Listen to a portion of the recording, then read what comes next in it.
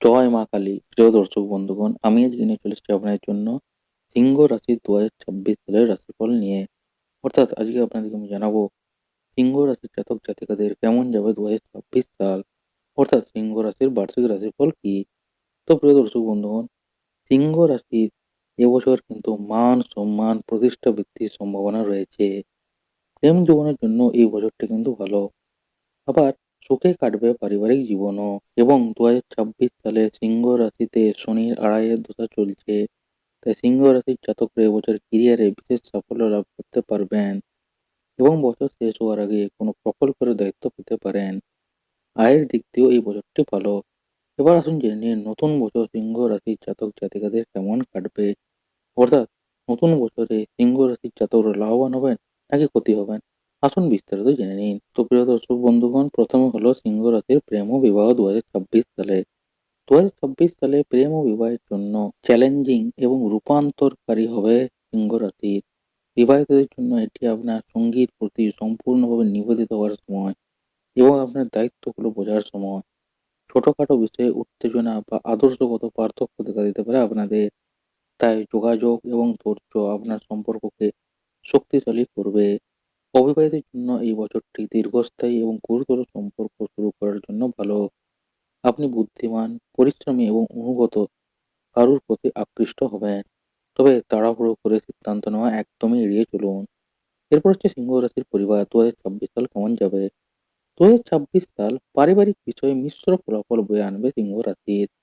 আপনার ব্যস্ত কর্মজীবনের কারণে আপনি আপনার পরিবারের জন্য বেশি সময় দিতে নাও পারেন, যার ফলে তারা অভিযোগ করতে পারে। আপনার ছোট ভাই বোনেদের সঙ্গে, আপনার বাবার সঙ্গে সম্পর্কে কিছু উত্থান পতন হতে পারে।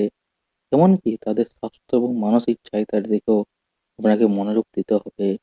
আর আপনার পরিবারের সঙ্গে সবসময় খোলামেলা এবং সৎ যোগাযোগকে অগ্রাধিকার দিতে হবে, যাতে আপনাদের মধ্যে মানসিক যে দূরত্ব সেটা বৃদ্ধি না পায়।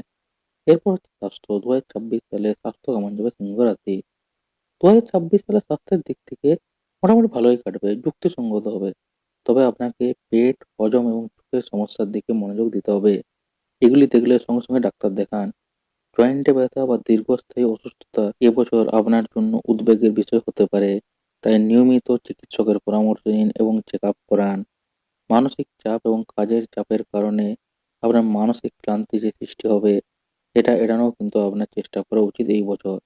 এই বছর আপনার জন্য একটি সুষম খাদ্যাভ্যাস, অর্থাৎ সময় মতো খাওয়া এবং পর্যাপ্ত ঘুম অপরিহার্য। আপনার দৈনন্দিন রুটিনে যোগব্যায়াম রাখুন এবং ধ্যান অন্তর্ভুক্ত করুন, যা কেবল শারীরিক স্বাস্থ্যের জন্যই নয়, মানসিক স্বাস্থ্যের জন্য আপনার অপরিহার্য। গাড়ি চালানো এবং দীর্ঘ দূরত্বে ভ্রমণ করার সময় সতর্কতা অবলম্বন করুন, বারবার বললাম। এরপর হচ্ছে কেরিয়ার। ২০২৬ সালটি সিংহ রাশির কেরিয়ারের জন্য খুবই শুভ। এটি আপনাকে অসাধারণ সাফল্য, বেতন বৃদ্ধি এবং পদোন্নতি এনে দেবে। আপনার নেতৃত্বে দক্ষতা এবং কঠোর পরিশ্রমের প্রশংসা করা হবে। আপনি নতুন দায়িত্ব পাবেন, যা আপনার ক্যারিয়ারকে নতুন উচ্চতায় নিয়ে যাবে। আর ব্যবসায়ীদের জন্য এই বছরটি নতুন বড় চুক্তি এবং অংশীদারিত্বের জন্য ভালো। আপনার খ্যাতি বৃদ্ধি পাবে এবং আপনি আপনার ব্যবসা প্রসারিত করতে সক্ষম হবেন ২০২৬ সালে। এটি আপনাকে ঝুঁকিপূর্ণ সিদ্ধান্ত নিতে বাধ্য করতে পারে। তাই বারবার বলছি, কোনো বড় পদক্ষেপ নেওয়ার আগে অভিজ্ঞ ব্যক্তিদের পরামর্শ নিন। আর এরপর হলো অর্থ। কেমন কাটবে ২০২৬ সালে সিংহ রাশির অর্থভাগ্য। ২০২৬ সাল সিংহ রাশির অর্থভাগ্য স্থিতিশীল এবং লাভজনক হবে। আপনার ক্যারিয়ারে সাফল্য আপনার আয় বৃদ্ধি করবে এবং আর্থিক লাভের নতুন উৎস খুলে দেবে। সম্পত্তি বা বীমার মতো দীর্ঘমেয়াদী বিনিয়োগের জন্য এই বছরটি ভালো। আপনার অপ্রয়োজনীয় ব্যয় নিয়ন্ত্রণ করা উচিত এবং একটি শক্তিশালী বাজেট বজায় রাখা উচিত। আপনার কাউকে টাকা ধার দেওয়া এড়ানো উচিত, কারণ আপনার টাকা ফেরত পেতে অসুবিধা হতে পারে ২০২৬ সালে। আর শেষ হচ্ছে শিক্ষা। ২০২৬ সাল সিংহ রাশি শিক্ষার্থীদের জন্য সাফল্যের জন্য একটি অনুকূল পরিবেশ খুঁজে পাবেন। এটি আপনার একাগ্রতা বৃদ্ধি করবে এবং বিষয়গুলি গভীরভাবে বুঝতে সাহায্য করবে। প্রতিযোগিতামূলক পরীক্ষা বা উচ্চশিক্ষার জন্য প্রস্তুতি নেওয়া শিক্ষার্থীরা এবছর সাফল্য পেতে পারেন, বিশেষ করে বছরের শুরুতে এবং শেষে।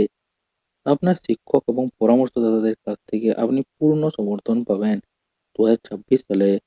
তবে মনে রাখবেন, কখনো কখনো কিন্তু অতিরিক্ত আত্মবিশ্বাস আপনাকে আপনার পড়াশোনা থেকে বিচ্যুত করতে পারে।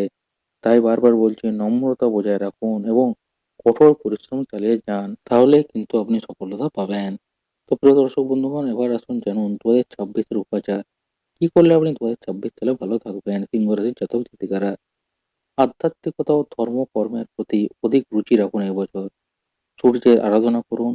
রবিবার সূর্যকে জলের অর্ঘ্য দিন। আদিত্য হৃদয় স্তোত্র পাঠ করুন। ধর্মীয় যাত্রার মাধ্যমে মানসিক শান্তি ও ইতিবাচক শক্তি লাভ করতে পারবেন।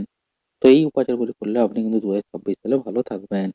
তো প্রিয় দর্শক বন্ধুগণ, আজকের এই ভিডিওতে আপনাকে আমি বিস্তারিত জানিয়ে দিলাম যে 2026 সাল সিংহ রাশির জাতক জাতিকাদের কিরকম যাবে। সে সিংহ রাশির কেরিয়ার হোক, স্বাস্থ্য হোক, শিক্ষা হোক, সবই আপনাদেরকে জানালাম। তো প্রিয় দর্শক বন্ধুগণ, যারা ভিডিও দেখছেন, কাদের কাদের রাশি সিংহ রাশি একটু কমেন্টে জানান।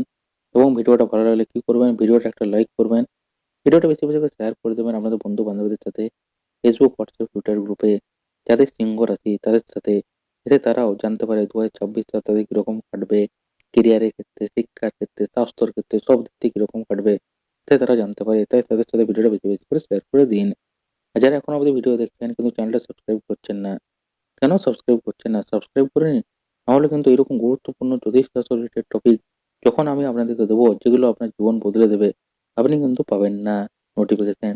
তাই নোটিফিকেশন পেতে এখনই চ্যানেলটি সাবস্ক্রাইব করে বেল আইকনটি অল করে নিন, যাতে ভবিষ্যতে এরকম গুরুত্বপূর্ণ জ্যোতিষশাস্ত্র রিলেটেড টপিক আপনার মিস না যায়। অর্থাৎ সিংহর পর হলো কন্যা, তুলা, বৃশ্চিক, ধনু, মকর, সব রাশিগুলির রাশিফল আমি নিয়ে আসবো।